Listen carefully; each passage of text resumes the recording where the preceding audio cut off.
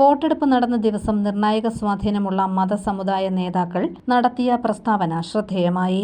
ഒരു മുന്നണിയെയും പ്രീണിപ്പിക്കാനോ പിണക്കാനോ തയ്യാറല്ല എന്ന് വ്യക്തമാക്കുന്നതായിരുന്നു NSS general secretary G. Sukumaran നായരുടെ പ്രതികരണം. ഭരണം മാറണോ എന്ന കാര്യത്തിലും ഭരണവിരുദ്ധമോ അനുകൂലമോ ആയ തരംഗമുണ്ടോ എന്ന കാര്യത്തിലും സുകുമാരൻ നായർ അഭിപ്രായം പറഞ്ഞില്ല. ശബരിമല സ്വർണ്ണക്കൊള്ളയിലോ യുവതി പ്രവേശനത്തിലോ സർക്കാരിനെ കുറ്റപ്പെടുത്താനും സുകുമാരൻ നായർ തയ്യാറായില്ല.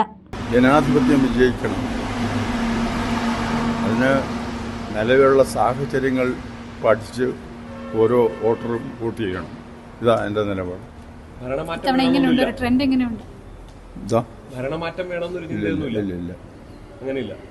ആരാ ജയിക്കുന്നത് വെച്ചാൽ അവർ വരട്ടെ. അല്ലാതെ ഇപ്പം മാറ്റണമെന്നും മാറ്റണ്ടെന്നൊന്നും ഞങ്ങൾ പറയുന്നില്ല. ജനാധിപത്യം വിജയിക്കണം. അതിനനുസരിച്ചുള്ള നിലപാട് ജനങ്ങൾ സ്വീകരിക്കണം. അത് കേസ് നടന്നുകൊണ്ടിരിക്കുകയാണ്.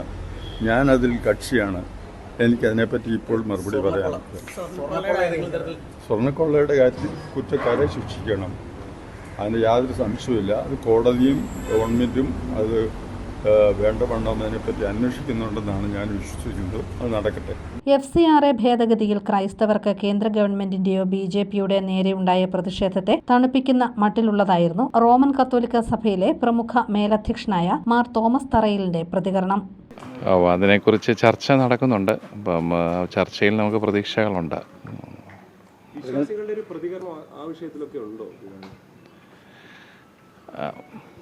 നമുക്ക് ഇപ്പം ഇലക്ഷനൊക്കെ ആയതുകൊണ്ട് ഇലക്ഷൻ ദിവസം ആയതുകൊണ്ടും വലിയ പ്രതികരണങ്ങളൊന്നും നടത്താൻ ഞാൻ ആഗ്രഹിക്കുന്നില്ല.